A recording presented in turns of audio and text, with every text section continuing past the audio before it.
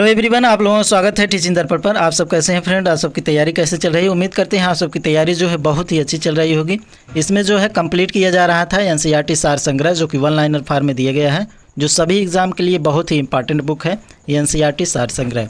इसमें जो है सब्जेक्ट मॉडर्न हिस्ट्री, आधुनिक इतिहास जो है कंप्लीट किया जा रहा था, जो कि मास्टर वीडियो में ये पार्ट नंबर 6 है। इसके पहले जो है 5 पार्ट जो है कंप्लीट किया जा चुका है। यदि वीडियो ना देखे हो यूट्यूब पे सर्च कीजिएगा, टीचिंग दर्पण आपको मिल जाएगा। पूरा प्लेलिस्ट आपको बना दिया गया है, उसमें से आप लोग देख लीजिएगा। और ये जो है डिफरेंट एग्ज़ाम के लिए बहुत ही महत्वपूर्ण बुक है एनसीईआरटी सार संग्रह। तो वीडियो को लाइक कीजिएगा, चैनल पर नए हो सब्सक्राइब कर लीजिएगा टीचिंग दर्पण को, ताकि आपको नए नए वीडियो का नोटिफिकेशन मिलता रहे। और एक फीडबैक ज़रूर दीजिएगा फ्रेंड कमेंट बॉक्स में कि आपको वीडियो कैसा लगा। तो चलिए फ्रेंड, सेशन को करते हैं स्टार्ट। सेशन स्टार्ट करने से पहले हरिवंश राय बच्चन जी की ये बातें याद रखिएगा। कोशिश करने वालों की हार नहीं होती, कोशिश करने वालों की हार नहीं होती, लहरों से डरकर नौका पार नहीं होती। नन्ही चींटी जब दाना लेकर चलती है, चढ़ती दीवारों पर 100 बार फिसलती है। मन का विश्वास रगों में साहस भरता है, चढ़कर गिरना गिरकर चढ़ना ना अखरता है। आखिर उसकी मेहनत बेकार नहीं होती, कोशिश करने वालों की हार नहीं होती। डुबकियाँ सिंधु में गोताखोर लगाता है, जा जाकर खाली हाथ लौट आता है। मिलते नहीं सहज ही मोती गहरे पानी में, बढ़ता दुगना उत्साह इसी हैरानी में। मुट्ठी उसकी खाली हर बार नहीं होती, कोशिश करने वालों की हार नहीं होती। असफलता एक चुनौती है, इसे स्वीकार करो। क्या कमी रह गई देखो और सुधार करो। जब तक न सफल हो नींद चैन से त्यागो तुम, संघर्ष का मैदान छोड़कर मत भागो तुम। कुछ किए बिना ही जय जयकार नहीं होती, कोशिश करने वालों की हार नहीं होती। ये जो है टीचिंग दर्पण का लोगो है फ्रेंड, आप सब जानते हैं। इसको जो है सब्सक्राइब कर लीजिएगा और सब्सक्राइब करके बेल आइकन जरूर प्रेस कर दीजिएगा, ताकि आपको नए नए वीडियो का नोटिफिकेशन मिलता रहे। टॉपिक है भारत का विभाजन एवं स्वतंत्रता, जो कि मोस्ट इम्पॉर्टेंट टॉपिक है। वन लाइनर फॉर्म में इसमें से जो क्वेश्चन बने हैं उसको देखेंगे फ्रेंड। इसमें क्वेश्चन है 20 फरवरी 1947 को किस ब्रिटिश प्रधानमंत्री द्वारा जून 1948 से पहले भारत छोड़ने की घोषणा की गई थी? क्लीमेंट इटली के द्वारा की गई थी। 20 फरवरी 1947 को किस ब्रिटिश प्रधानमंत्री द्वारा जून 1948 से पहले भारत छोड़ने की घोषणा की गई थी? क्लीमेंट इटली के द्वारा की गई थी। क्लीमेंट इटली ने लॉर्ड वेवेल के स्थान पर किस वायसराय को नियुक्त किया था? तो लॉर्ड माउंटबेटन को नियुक्त किए थे।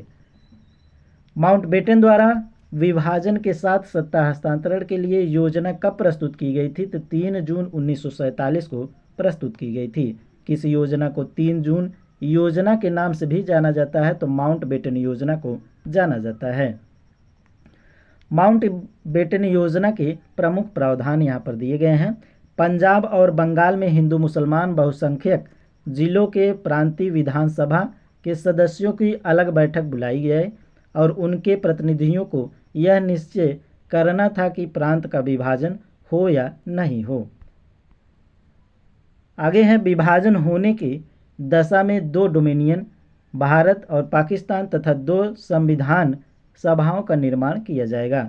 उत्तर पश्चिमी सीमांत प्रांत तथा असम के सिलहट जिले में जनमत संग्रह द्वारा यह पता लगाया जाएगा कि वे भारत के किस भाग के साथ रहना चाहते हैं।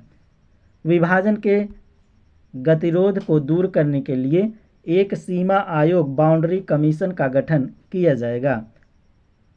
भारत का विभाजन के संदर्भ में वर्ष 1947 में नियुक्त सीमा आयोग की अध्यक्षता किसने की थी? सिरिल रेडक्लिफ ने की थी। और कांग्रेस के किस अधिवेशन में भारत के विभाजन का प्रस्ताव स्वीकृत किया गया था? तो दिल्ली अधिवेशन में स्वीकृत किया गया था। भारत का विभाजन स्वीकार किए जाने के समय कांग्रेस का अध्यक्ष कौन था? तो जेबी कृपलानी थे। वह कौन राष्ट्रवादी मुस्लिम नेता था और जिसने विभाजन को कभी स्वीकार नहीं किया? तो खान अब्दुल गफ्फार खान थे। वह कौन राष्ट्रवादी मुस्लिम नेता था जिसने विभाजन को कभी स्वीकार नहीं किया? तो खान अब्दुल गफ्फार खान थे। मोस्ट इंपॉर्टेंट क्वेश्चन है। माउंटबेटन की ने भारत की आज़ादी के लिए डिक्री वर्ल्ड प्लान तैयार किया था और जिसे नेहरू ने यह कहते हुए अस्वीकार कर दिया था कि यह योजना भारत के बाल्कनीकरण को आमंत्रित करेगी, इसलिए इस योजना को बाल्कन प्लान भी कहा जाता है। एक बार फिर से देख लीजिए, माउंटबेटन ने भारत की आज़ादी के लिए डिक्री बर्ड प्लान तैयार किया था, जिसे नेहरू ने यह कहते हुए अस्वीकार कर दिया था कि यह योजना भारत के बाल्कनीकरण को आमंत्रित करेगी, इसलिए इस योजना को बाल्कन प्लान भी कहा जाता है। तो ये सभी इम्पॉर्टेंट है। आगे है, ब्रिटिश संसद द्वारा 18 जुलाई 1947 को किस नाम से माउंटबेटन योजना को स्वीकृति प्रदान की गई? तो भारतीय स्वतंत्रता अधिनियम 1947 को प्रदान की गई थी। ब्रिटिश संसद द्वारा 18 जुलाई 1947 को किस नाम से माउंटबेटन योजना को स्वीकृति प्रदान की गई थी? तो ये भारतीय स्वतंत्रता अधिनियम 1947 में प्रदान की गई थी। भारतीय स्वतंत्रता अधिनियम 1947 के प्रमुख प्रावधान दिए गए हैं। 15 अगस्त 1947 से भारत को भारत और पाकिस्तान नामक दो भागों में बांट दिया गया और प्रत्येक अधिराज्य डोमिनियन में एक गवर्नर जनरल होगा, जिसकी नियुक्ति जो है इंग्लैंड का सम्राट करेगा। तो ये कहा गया है। अगला है, नए संविधान का निर्माण होने तक दोनों राज्यों का प्रशासन भारत शासन अधिनियम 1935 के अनुसार चलाया जाएगा।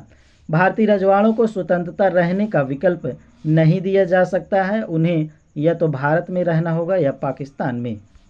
तो एक बार फिर से देख लीजिए, भारतीय स्वतंत्रता अधिनियम 1947 के प्रमुख प्रावधान दिए गए हैं।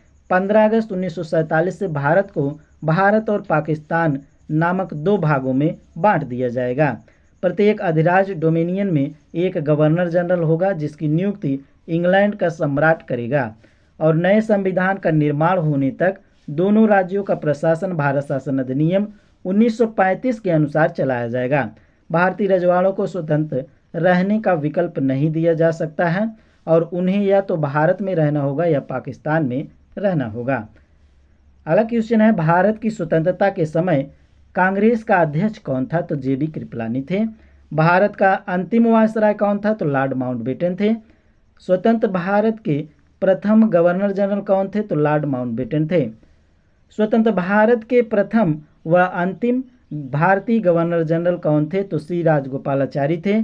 कांग्रेस के किस प्रमुख नेता ने स्वतंत्रता दिवस के समारोह में भाग नहीं लिया था? तो ये महात्मा गांधी थे। 15 अगस्त 1947 के मध्य रात्रि में केंद्रीय असेंबली में जनगण मन तथा इकबाल द्वारा रचित सारे जहां से अच्छा हिंदुस्तान हमारा किसके द्वारा गाया गया था? तो एम.एस. सुब्बुलक्ष्मी के द्वारा गाया गया था।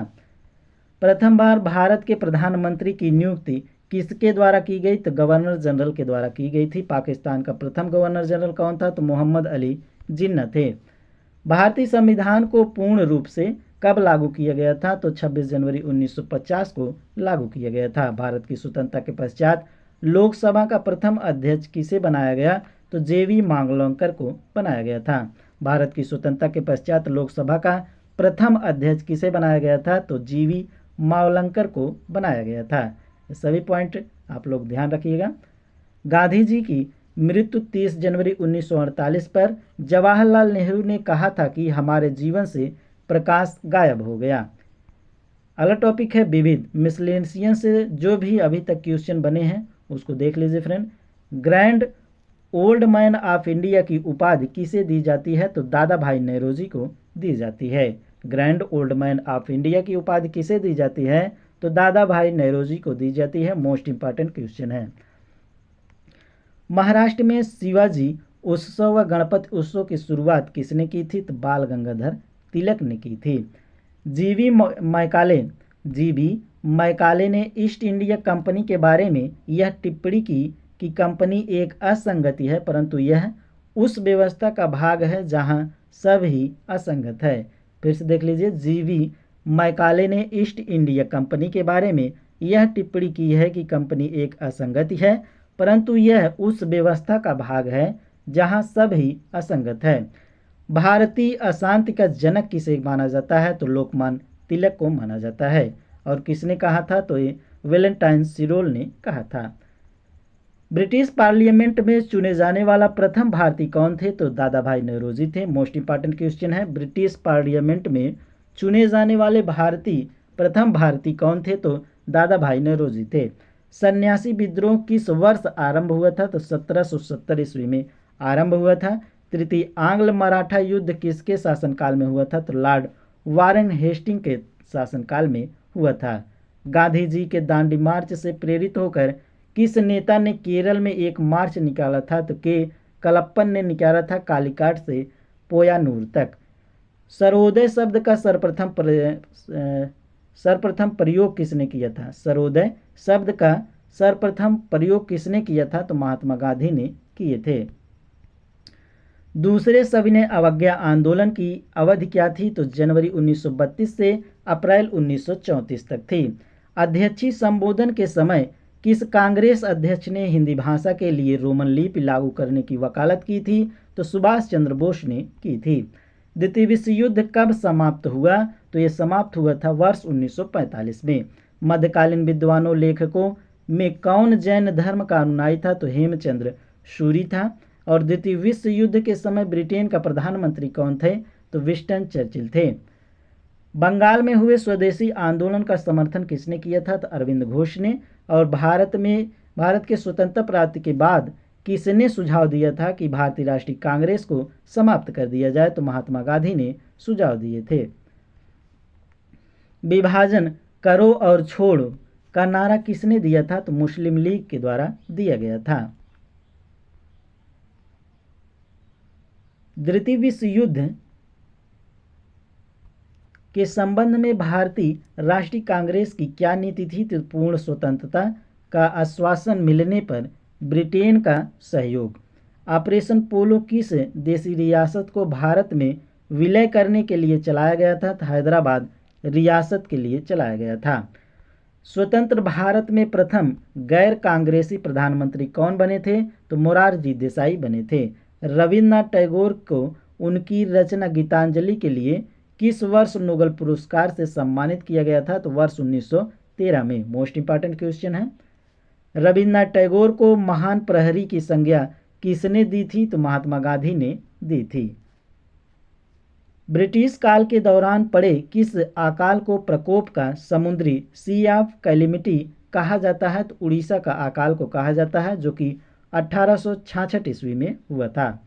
गुटनिरपेक्षता नीति नॉन एलिगमेंट पॉलिसी का प्रतिपादन किसके द्वारा किया गया था? तो जवाहरलाल नेहरू के द्वारा किया गया था। भारत के प्रथम प्रधानमंत्री जवाहरलाल नेहरू के जीवनीकार कौन थे? तो फ्रैंक मोरिस थे।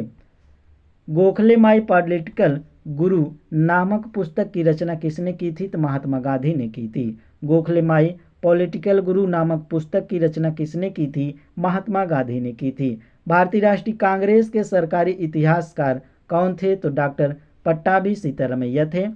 किस राष्ट्रवादी मुस्लिम को सीमांत गाती फ्रंटियर गांधी के नाम से जाना जाता है? तो खान अब्दुल गफ्फार खान को जाना जाता है। मोस्ट इंपॉर्टेंट क्वेश्चन है, ये टीआरई में पूछा गया क्वेश्चन है। किस राष्ट्रवादी मुस्लिम को सीमांत गांधी फ्रंटियर गांधी के नाम से जाना जाता है? खान अब्दुल गफ्फार को जाना जाता है। इन्हें बादशाह खान के नाम से भी जाना जाता है। इन्होंने लाल कुर्ती आंदोलन भी चलाया था। भारत शासन अधिनियम 1935 को किसके द्वारा गुलामी का अधिकार पत्र कहा गया? तो जवाहरलाल नेहरू के द्वारा कहा गया था। 1940 ईस्वी में रेडिकल डेमोक्रेटिक पार्टी का गठन किसने किया था? तो एम.एन. राय ने किया था। सविनय अवज्ञा आंदोलन के दौरान कानून को तोड़ने के साथ साथ चौकीदारी कर न चुकाना, कोई कर नहीं तथा कोई किराया नहीं आदि आंदोलन भी चलाए गए। इस आंदोलन में समाज के सभी वर्गों यथा महिलाओं, छात्रों, जनजातियों, कामगारों, किसानों, व्यापारियों, कुछ मुस्लिम समुदायों आदि का समर्थन प्राप्त हुआ। फिर से एक बार देख लीजिए। सविनय अवज्ञा आंदोलन के दौरान कानून को तोड़ने के साथ साथ चौकीदारी कर न चुकाना, कोई कर नहीं तथा कोई किराया नहीं आदि आंदोलन भी चलाए गए। इस आंदोलन में समाज के सभी वर्गों यथा महिलाओं, छात्रों, जनजातियों, कामगारों, किसानों, व्यापारियों तथा मुस्लिम समुदाय आदि का समर्थन प्राप्त हुआ।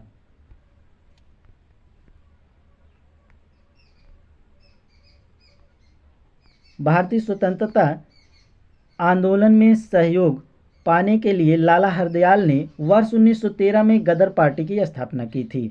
भारतीय स्वतंत्रता आंदोलन के सहयोग पाने के लिए लाला हरदयाल ने वर्ष 1913 में गदर पार्टी की स्थापना की थी। आगे दिया गया है ब्रिटिश काल में पारित महत्वपूर्ण अधिनियम योजनाएं प्रस्ताव। तो देख लीजिए इसको। अधिनियम दिया गया है और गवर्नर जनरल वायसराय और मुख्य प्रावधान दिया गया है। रेगुलेटिंग एक्ट जो कि 1773 वाला वारेन हेस्टिंग कार्यकाल में हुआ था, जिसमें जो है भारत पर ब्रिटिश शासन का सीमित जो है नियंत्रण किया गया था। East India Act 1784 Warren Hastings के कार्यकाल में, जिसमें जो है बोर्ड ऑफ कंट्रोल की स्थापना की गई थी।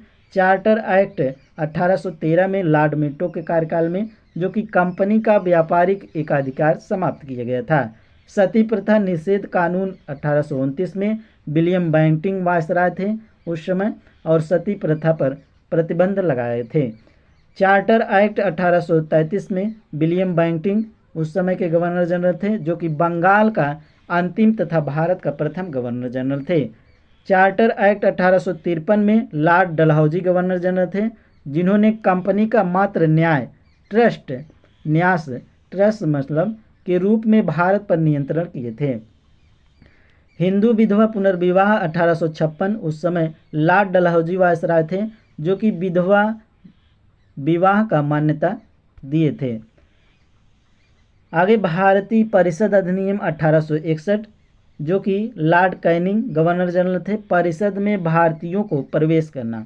और सम्मति आयु अधिनियम 1891, लैंसडाउन गवर्नर जनरल थे, बाल विवाह 12 वर्ष के से कम आयु में विवाह पर प्रतिबंध लगाए थे। भारतीय परिषद अधिनियम 1892 में लैंसडाउन जो कि वायसराय थे, निर्वाचन प्रणाली का प्रारंभ किए थे। और मिंटो मार्ले अधिनियम 1909, लॉर्ड मिंटो वायसराय थे इस समय, और पृथक निर्वाचक क्षेत्रों की व्यवस्था की गई थी। मेंटेव चेम्सफोर्ड अधिनियम 1919 में लॉर्ड चेम्सफोर्ड उस समय गवर्नर जनरल थे, जो कि प्रांतों में द्वैध शासन किए थे। और साइमन कमीशन 1927 में लॉर्ड इरविन थे, उस समय संविधान निर्माण योजना बनाई गई थी। शारदा एक्ट 1930 में लॉर्ड इरविन थे, जिसमें विवाह की आयु न्यूनतम का निर्धारण लड़कों के लिए 18 वर्ष और लड़कियों के लिए 14 वर्ष थी। भारत सरकार अधिनियम 1935 में लॉर्ड विलिंगटन थे उस समय कार्यकाल में, जो कि प्रांतीय स्वायत्तता किए थे। अगस्त घोषणा प्रस्ताव 1940 में लिनलिथगो के कार्यकाल में हुआ था, जो कि प्रादेशिक स्वशासन था। क्रिप्स मिशन प्रस्ताव 1942, जो कि लिनलिथगो के कार्यकाल में। संविधान सभा की योजना बेबल योजना जो है 1945 में लॉर्ड बेबल के समय काल में, सभी दलों को मिलाकर परिषद का निर्माण करना। और कैबिनेट मिशन योजना 1946 में लॉर्ड बेबल के कार्यकाल में हुआ था, इसमें संघ का निर्माण व प्रांतों की स्वायत्तता किया गया था। माउंटबेटन योजना 1947 में लॉर्ड माउंटबेटन के द्वारा, इसमें क्या हुआ था, तो भारत का विभाजन हुआ था। आगे दिए गए हैं प्रमुख नारे, तो प्रमुख नारे देख लीजिए। नारा दिया गया है और संबंधित व्यक्ति दिए गए हैं। कर मत दो किसने कहा था? कर मत दो तो सरदार वल्लभ भाई पटेल ने कहा था। करो या मरो भारत छोड़ो किसने कहा था? तो महात्मा गांधी ने। दिल्ली चलो तुम मुझे खून दो मैं तुझे आज़ादी दूंगा, ये सुभाष चंद्र बोस ने कहा था। जय जवान जय किसान नारा किसने दिए थे? तो लाल बहादुर शास्त्री जी ने दिए थे। स्वराज हमारा जन्मसिद्ध अधिकार है, ये बाल गंगाधर तिलक द्वारा कहा गया था। इकबाल जिंदाबाद, इंकलाब जिंदाबाद, साम्राज्यवाद का नाश हो किसने दिया था? तो भगत सिंह द्वारा ये कहा गया था। साइमन कमीशन वापस जाओ लाला लाजपत के द्वारा। आराम हराम है किसने दिया था? तो जवाहरलाल नेहरू ने। सारे जहां से अच्छा हिंदुस्तान हमारा मोहम्मद इकबाल जी का नारा है। तो ये सभी याद रखिएगा फ्रेंड, एग्ज़ाम में पूछा जाता है। आगे दिया गया है प्रमुख व्यक्ति एवं उनकी उपाधियां। तो महात्मा गांधी को किसने दिया था? तो रविंद्रनाथ टैगोर ने दिए थे। राष्ट्रपिता महात्मा गांधी को किसने कहा था? तो सुभाष चंद्र बोस ने कहे थे। और गुरुदेव की उपाधि रविन्द्रनाथ टैगोर को किसने दिया था? तो महात्मा गांधी ने दिए थे। सरदार की उपाधि वल्लभ भाई पटेल को किसने दिए थे? तो बारदोली की महिलाओं द्वारा दिया गया था इनको। देश रत्न की उपाधि डॉक्टर राजेंद्र प्रसाद को किसने दिया था? तो महात्मा गांधी ने दिए थे। विवेकानंद को स्वामी विवेकानंद किसने कहा था? तो महाराजा खेतड़ी ने कहा था। राजा राम मोहन राय को राजा की उपाधि किसने दिया था? तो अकबर द्वितीय ने दिए थे। हरविजय सूरी को जगत गुरु की उपाधि किसने दिया था? तो अकबर ने दिए थे। और तानसेन को कंठा वाणी की उपाधि किसने दिया था? तो अकबर ने दिए थे। मोहम्मद अली जिन्ना को कायदे आजम की उपाधि जो है महात्मा गांधी ने दिए थे। महात्मा गांधी ने अघन फकीर किसने कहा था महात्मा गांधी को? तो विंस्टन चर्चिल ने कहे थे। तो ये सभी ध्यान रखिएगा आप लोग। आराम हराम है, who lives if India dies व पूर्ण स्वराज का नारा जवाहरलाल नेहरू द्वारा दिया गया था। ध्यान रखिएगा, आराम हराम है, who lives if India dies का पूर्ण स्वराज का नारा जवाहरलाल नेहरू द्वारा दिया गया था। आगे है स्वतंत्रता आंदोलन के दौरान लिखित प्रमुख पुस्तकें। तो देख लीजिए, मोस्ट इम्पॉर्टेंट है सभी, ये पूछी गई हैं पुस्तकें। एक तरफ दिए गए हैं पुस्तक और दूसरी तरफ लेखक दिए गए हैं। अनहैप्पी इंडिया तो लाला लाजपत राय के द्वारा। अनहैप्पी इंडिया किसके द्वारा? तो लाला लाजपत राय की पुस्तक है।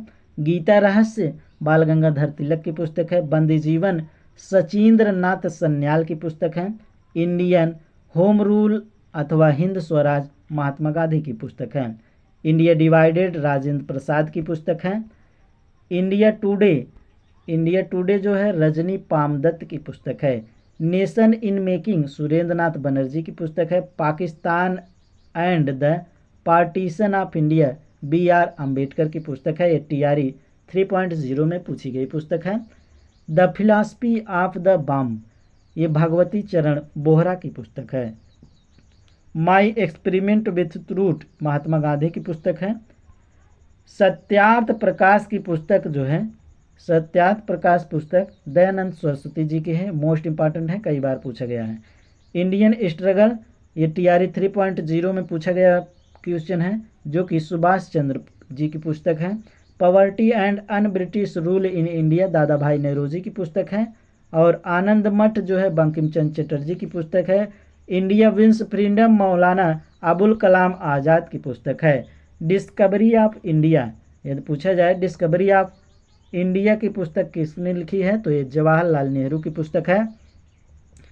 India from Curzon to Nehru and after ये पुस्तक है दुर्गादास की। द स्कोप ऑफ हैप्पीनेस पुस्तक है विजय लक्ष्मी पंडित की। इंडिया एंड इंडियन मिशन पुस्तक है अलेक्जेंडर डफ की। तो ये सभी पुस्तकें ध्यान रखिएगा आप लोग। आगे दिया गया है भारतीय स्वतंत्रता संग्राम ये पुस्तक है विनायक दामोदर सावरकर की। लाइफ डिवाइन अरविंद घोष की पुस्तक है। Song of India Sarojini Naidu की पुस्तक है। गीतांजलि गोरा क्रिसेट मून पोस्ट ऑफिस ये सभी रविन्द्रनाथ टैगोर की पुस्तक है। गीतांजलि के लिए 1913 में इनको नोबेल पुरस्कार से सम्मानित किया गया था। नेशंस वायस राधाकृष्णन की पुस्तक है। गदरिंग स्टॉर्म LIPR कॉलिंग्स की पुस्तक है। मोस्ट इंपॉर्टेंट सभी हैं। ऐसे जान गीता जो है अरविंद घोष की पुस्तक है। नींद दर्पण नाटक ये बहुत ही इंपॉर्टेंट है, कई बार एग्जाम में पूछा गया। ये दीनबंधु मित्र की पुस्तक है। The ones of old letters Jawaharlal Nehru की पुस्तक है। हिट्स फॉर सेल्फ कल्चर लाला हरदयाल की। इंडियन फिलॉसफी जो है डॉक्टर राधाकृष्णन की। इंडिया अर्नेस्ट वेलेंटाइन सिरोल की पुस्तक है। India a nation Annie Besant की पुस्तक है। Economic history of India RC Dutt की पुस्तक है। इंडियन रेनेसा CF इंड्रूज की पुस्तक है। The riddles of Hinduism Bhimrao Ambedkar ji की पुस्तक है। इंडियन डायरी जो है NS मांटेग्यू की पुस्तक है। कमेंट्रीज ऑन द कुरान ये पुस्तक है सर सैयद अहमद खान की। तो ध्यान रखिएगा। आगे दिया गया है युद्ध संधि वर्ष, कौन सा युद्ध कब हुआ था और उस समय कौन सी संधि हुई है उसके बारे में दिया गया है, जो कि मोस्ट इम्पॉर्टेंट है। तो देख लीजिए इसमें प्रथम कर्नाटक युद्ध कब हुआ था? 1746 से 48 में। इसमें संधि कौन सी हुई थी? तो यक्स ला सैंपल की संधि, जो कि 1748 में हुई थी। द्वितीय कर्नाटक युद्ध कब हुआ था? 1749 से 54 में। इसमें जो है पौंडचेरी की संधि हुई थी 1754 में। तृतीय कर्नाटक युद्ध कब हुआ था? 1758 से 63 में, जिसमें कि पेरिस की संधि हुई थी 1763 में। प्रथम आंग्ल मैसूर युद्ध कब हुआ था? 1767 से 69 में, जिसमें कि मद्रास की संधि हुई थी 1769 में। प्रथम आंग्ल मराठा युद्ध कब हुआ था? 1775 में, 75 से 80 में, जिसमें कि पुरंदर की संधि 1776 में और बाड़गांव की संधि 1779 में और सालबाई की संधि 1782 में। द्वितीय आंग्ल मैसूर युद्ध 1780 से 84 में, जिसमें कि मंगलौर की संधि हुई थी 1784 ईस्वी में। तृतीय आंग्ल मैसूर युद्ध 1790 से 92 ईस्वी में, जिसमें कि श्रीरंगपट्टनम की संधि हुई थी 1792 ईस्वी में। चतुर्थ आंग्ल मैसूर युद्ध, जो कि 1799 हुआ था, मैसूर पर ब्रिटिश नियंत्रण संधि हुई थी। तृतीय आंग्ल मराठा युद्ध, जो कि 1803 से 5 में हुआ था, देवगांव व सुरजी अर्जनगांव की संधि हुई थी 1803 में और राजपुर घाट की संधि हुई थी 1805 में। आंग्ल नेपाल युद्ध हुआ था 1814 से 16 में, जिसमें कि सुगरौल की संधि हुई थी 1816 ईस्वी में। तृतीय आंग्ल मराठा युद्ध 1816 से 19 में हुई थी, जिसमें कि पूना की संधि हुई थी। प्रथम आंग्ल वर्मा युद्ध 1824 से 26 में यंदेबू की संधि हुई थी, जिसमें कि 1826 ईस्वी में। प्रथम आंग्ल सिख युद्ध हुआ था 1845-46 में, जिसमें कि लाहौर की संधि व भैरोवाल की संधि 1846 में हुई थी। द्वितीय आंग्ल सिख युद्ध हुआ था 1848 से 49 में, जिसमें कि पंजाब का विलय हुआ था। प्रथम आंग्ल अफगान युद्ध 1839 से 42 ईस्वी में लॉर्ड ऑकलैंड तथा द्वितीय आंग्ल अफगान युद्ध 1878 से 80 में लॉर्ड लिटन के समय में हुआ था। प्रथम आंग्ल मैसूर अफगान द्वितीय युद्ध 1839 से 42 ईस्वी में हुआ था, जिसमें लॉर्ड ऑकलैंड तथा द्वितीय अफगान युद्ध जो है 1878 से 80 ईस्वी में लॉर्ड लिटन के समय में हुआ था। तो पॉइंट को ध्यान रखिएगा। आगे है बंगाल तथा भारत के गवर्नर जनरल तथा वायसराय, तो इसको भी देख लीजिए, बहुत ही इंपॉर्टेंट है। रॉबर्ट क्लाइव जो है 1757 से 60 और 1765 से 67 में ये संबंधित महत्वपूर्ण घटनाएं जो है, प्लासी का युद्ध हुआ था 1757 में, बंगाल में द्वैत शासन का प्रारंभ तथा इलाहाबाद की प्रथम व द्वितीय संधि 1765 में हुई थी। उसके बाद है हेनरी बेंसिटार्ट, जो कि 1760 से 65 का इनका कार्यकाल था। इसमें जो है 1764 में बक्सर का युद्ध हुआ था। हैरी वेलेस्ट, जो कि 1767 से 69 में इनका कार्यकाल था। इसमें जो है द्वैत शासन के समय बंगाल का गवर्नर हुए थे। जॉन कार्टियर जो है 1769 से 72 में, जिसमें कि प्रथम आंग्ल मैसूर युद्ध हुआ था। और वारेन हेस्टिंग 1772 से 74 में बंगाल का अंतिम गवर्नर। बंगाल में से द्वैत शासन को समाप्त किया गया तथा प्रथम मदरसे की स्थापना की गई थी। आगे है बंगाल के गवर्नर जनरल। तो वारेन हेस्टिंग 1774 से 85 में इन्होंने बंगाल का प्रथम गवर्नर जनरल, रेगुलेटिंग एक्ट 1773 का प्रथम मराठा युद्ध, द्वितीय आंग्ल मैसूर युद्ध तथा इराजेदारी प्रथा का आरंभ किए थे। लॉर्ड कॉर्नवालिस, जो कि 1786 से 93 और 1805 ईस्वी तक इनका कार्यकाल था। इसमें जो है तृतीय आंग्ल मैसूर युद्ध हुआ था और बंगाल प्रांत जो है अस्थायी बंदोबस्त व्यवस्था 1793 लागू हुआ तथा शक्ति के पृथक्करण का सिद्धांत भी लागू हुआ था। अगले हैं सरजान शोर, जो कि 1793 से 98 में इनका कार्यकाल था। इन्होंने चार्टर अधिनियम 1793 तथा अहस्थित नीति अपनाई थी। लॉर्ड वेलेस्ली 1798 से 5 में इनका कार्यकाल था, जो कि सहायक संधि की नीति 1798 आरंभ किया। और चौथा आंग्ल मैसूर युद्ध, तृतीय आंग्ल मराठा युद्ध वर्ष 1799 में प्रेस पर सेंसर लगाया और यूँ कलकत्ता में फोर्ट विलियम कॉलेज की स्थापना की थी। सर जॉर्ज बार्लो, जो कि 1805 से 7 ईस्वी में इनका कार्यकाल था। इन्होंने रियासतों में हस्तक्षेप की नीति का समर्थन किया था। आगे है लॉर्ड मिंटो प्रथम। लॉर्ड मिंटो प्रथम जो कि 1807 से 13 में इनके कार्यकाल था। इसमें जो है अमृतसर की संधि 1809 हुई थी। लॉर्ड हेस्टिंग के कार्यकाल में 1813 से 23 था इनका कार्यकाल। आंग्ल नेपाल युद्ध, तृतीय आंग्ल मराठा युद्ध तथा रैयतवाड़ी बंदोबस्त 1820 व महलवाड़ी व्यवस्था 1822 लागू हुआ था। लॉर्ड एमहर्स्ट 1823 से 28 में इनका कार्यकाल था, जो कि प्रथम आंग्ल बर्मा युद्ध बैरकपुर छावनी में विद्रोह हुआ था। लॉर्ड विलियम बेंटिंग जो कि 1828 से 33 में, इसमें जो है सती प्रथा पर रोक तथा ठगी प्रथा का अंत हुआ था। आगे है भारत के गवर्नर जनरल। तो लॉर्ड विलियम बेंटिंग जो है 1833 से 35 इनका कार्यकाल था, जो कि चार्टर एक्ट 1833 तथा विधि आयोग का गठन किया गया था। लॉर्ड मेटकाफ 1835 से 36 इनका कार्यकाल था। इन्हें भारतीय प्रेस का मुक्तिदाता कहा जाता है। लॉर्ड ऑकलैंड 1836 से 42 इनका कार्यकाल था, प्रथम आंग्ल अफगान युद्ध। और लॉर्ड एनलबरो जो कि 1842 से 44 इनका कार्यकाल था। भारत में दास प्रथा का अंत हुआ और प्रथम अफगान युद्ध की समाप्ति हुई थी। लॉर्ड हार्डिंग प्रथम जो कि 1844 से 48, इसमें जो है प्रथम आंग्ल सिख युद्ध लाहौर संधि द्वारा समाप्त हुआ।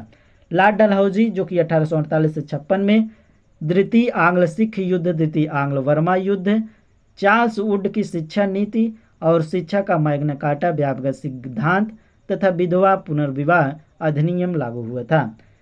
लॉर्ड कैनिंग 1856 से 57 का कार्यकाल था, जिसमें कि भारत का अंतिम गवर्नर जनरल तथा सन 1857 का विद्रोह हुआ था। रॉबर्ट क्लाइव ने मुंगेर बिहार और इलाहाबाद उत्तर प्रदेश तथा बांकीपुर पश्चिम बंगाल में सेना के लिए 3 केंद्रों की स्थापना की थी। रॉबर्ट क्लाइव ने मुंगेर बिहार, इलाहाबाद उत्तर प्रदेश तथा बांकीपुर पश्चिम बंगाल में सेना के लिए 3 केंद्रों की स्थापना की थी। आगे है भारत के वायसराय। तो लॉर्ड कैनिंग, इनका कार्यकाल 1858 से 62 था और ये इनके द्वारा संबंधित जो महत्वपूर्ण घटनाएं थी, इसमें भारत का प्रथम वायसराय थे और भारत में पहली बार आयकर लगाया गया था। लॉर्ड एलिंग प्रथम जो कि 1862 से 63 में, इसमें क्या हुआ था तो बहावी आंदोलन का दमन हुआ था। लॉर्ड जॉन लॉरेंस 1864 से 69 में, इसमें जो है प्रथम अकाल आयोग का गठन किया गया था। लॉर्ड मेयो जो कि 1869 से 72 में, इसमें आर्थिक विकेंद्रीकरण की नीति की शुरुआत। और भारत में प्रथम जनगणना 1872, सांख्यिकी सर्वेक्षण विभाग, स्टैटिक्स सर्वे डिपार्टमेंट तथा कृषि विभाग का गठन किया गया था। लॉर्ड नॉर्थब्रुक जो कि 1872 से 76 में कूका विद्रोह का दमन हुआ था इसमें। तो ये सभी पॉइंट ध्यान रखिएगा। लॉर्ड लिटन का वायसराय थे 1876 से 80 के कार्यकाल में। इसमें जो है द्वितीय अकाल आयोग का गठन किया गया और प्रथम दिल्ली दरबार वर्नाकुलर प्रेस एक्ट पारित तथा द्वितीय आंग्ल अफगान युद्ध हुआ था। लॉर्ड रिपन के कार्यकाल 1880 से 84 में, जिसमें कि वर्नाकुलर प्रेस एक्ट रद्द और हंटर आयोग का गठन, भारत में नियमित जनगणना प्रारंभ हुई थी 1881 में। किसके कारण में तो लॉर्ड रिपन के कार्यकाल में। लॉर्ड डफरिन 1884 से 88 में इनका कार्यकाल था। तृतीय आंग्ल वर्मा युद्ध हुआ था 1885। वर्मा का भारत में विलय हुआ था और तथा भारतीय राष्ट्रीय कांग्रेस की स्थापना 1885 में हुई थी, जिसके जो कि ये लॉर्ड डफरिन के कार्यकाल में हुआ था। लॉर्ड लैंसडाउन जो कि 1888 से 94 में डुरंड आयोग का गठन किया गया था और लॉर्ड इलिंगन द्वितीय ने 1894 से 98, इसमें जो है अकाल की जांच की गई और लायल आयोग का गठन किया गया था। आगे है लॉर्ड कर्जन का कार्यकाल 1899 से 1905 तक, जिसमें कि तृतीय अकाल आयोग का गठन और तथा बंगाल विभाजन 1905 हुआ था। लॉर्ड मिंटो द्वितीय का जब वायसराय थे 1905 से 1910 में, तो इनके कार्यकाल में 1906 में मुस्लिम लीग की स्थापना की गई थी जो कि ढाका में, और भारतीय परिषद अधिनियम 1907, 1909 व पार्लियामेंटो सुधार अधिनियम सांप्रदायिक निर्वाचन प्रणाली का आरंभ किया गया और दिल्ली दरबार तथा कांग्रेस का विभाजन हुआ था। कांग्रेस का विभाजन कब हुआ था? तो 1907 में।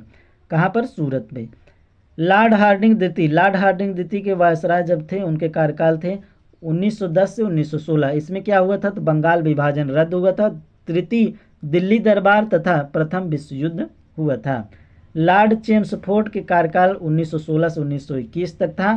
होम रूल लीग की स्थापना 1916 में, भारत शासन अधिनियम 1919 और मॉन्टेग्यू चेम्सफोर्ड सुधार, रॉलेट एक्ट व जलियांवाला बाग हत्याकांड प्रांतों में द्वैशासन आरंभ तथा असहयोग आंदोलन की शुरुआत हुई थी। अगले हैं लॉर्ड रीडिंग, जो कि इनका कार्यकाल 1921 से 1926 तक था।